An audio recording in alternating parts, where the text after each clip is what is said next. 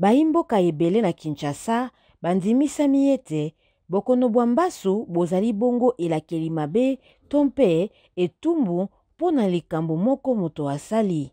Mingi bakanisaka ete eutaka mpe lokola epai ya bato ya mitema mabe mpo na likunya. Malade vraiment ezala normal pena te, eza malade moko ya kindoki. Bon, ils ont rapport etamboli so tambola mabe, za mutu mobo ya tambola mabe kwa vie na obo tambola kama mabe, so ba beti ba meke ozo.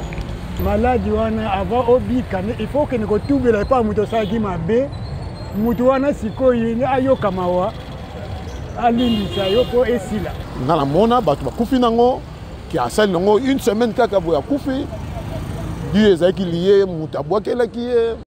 John Omokoko Tampungu azali bongo moko ya bakinois bazwa bokono ya mbasu mbala mibale. Ezakaka olali obandi koyoka douleur ekosala 4 5 6 jours omoni etoboki komi pota. Pota wana ça commence à donner des douleurs tina motema lokolo kovimba moyo marcher bien zate même pour exercer l'activité c'est difficile. Moteki Mabende oyo atalisi biso lolenge nini tradi praticien asalaki mpote abika na lombango na bokono boye mbala ya yambo. Tradi praticien apesa inga bakisite. Azeka opakolanga mafuta mbila a prier au mona bazobimisa babiloko na makolo qu'il appelait Masasi dans sa façon, c'est ce que j'ai vu. Mais en réalité kisina melaboye na melakiste. Et puis plus qu'il sortait ces histoires, c'est plus que la plaie s'est séchée. Pona John, boko konde bobikisaka mbasu pambate médecine moderne et kokaka yango te. Nakenda na monganga 2 ans esimba te, tradi praticien eko zwanga et sala soki moi 7-8 jours et silaki. Dokotolo ya Libi Bachia, chirurgien ya l'hôpital Saint-Joseph, abetimbela koloba ete mbasu tope ulcer ya buruli ebikisamaka malamu na l'hôpitalo. Pambate ezali bokono lokola makono misusu. La médecine moderne plutôt prend en charge toutes sortes de maladies. Il sert de buruli, spécialité, il y a prise en charge nango, ils a biso, ba médecin moderne.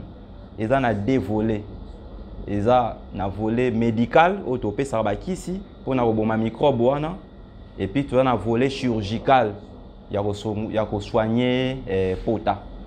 Donc ndenge na loba ki ne bandeli, aza microbe aza na même catégorie na microbe ou a provoqué tuberculose.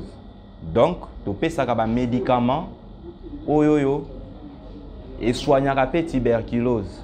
Exemple rifampicine, streptomycine. Généralement, il y a un traitement un peu long, aux 2 à 6 mois pour soigner malade. Donc malade dans un sous-traitement médical contre microbes, mycobactéries, et puis tout la psycho sur le plan local en fonction de la lésion en présence, nous soigner pota, racler, greffe kitanée, même lambeau en fonction étendue il y a des lésions aux maladies à zo présenter. Toyambi bakawana ebele oyoke mutu a ye de soumettre soit un traitement médical. Il faut dire que la prise en charge est multidisciplinaire.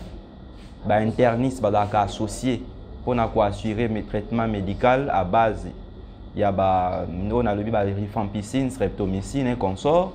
Et puis il y a chirurgien qui par en appelé en fonction de ce qu'on appelé. Et puis étape finale, il y a couvrir perte de substances. Esengeli koyeba ete mbasu ebandaka lokola mwambuma moko ya mukie ebebisaka mingi mposo ya lokolo to loboko timpota ekoma monene pe mozindo mpasi makasi oyo ekoki kobebisa na misisa kino ekoma tina mokuwa. Pona munganga bokono yango ezalaka mingi na bazone endémique. Nathalie Sekabuoro Simurabiye pona VOA Afrique Kinshasa.